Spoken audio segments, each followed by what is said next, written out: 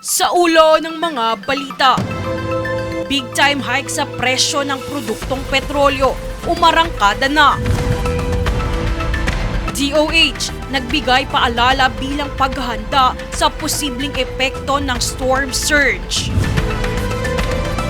Eman at Yen sa bill, inihain sa Senado. Mga kabahayan at sasakyan, lubog sa baha sa Cebu City. DMW, inaresto ang 20 illegal recruiters sa Myanmar at Cambodia. At Alex Yala, kabilang nasa top 50 ng WTA rankings. Patas at pantay na balita, komprehensibong ulat para sa pulso ng masa. Ito ang News Force.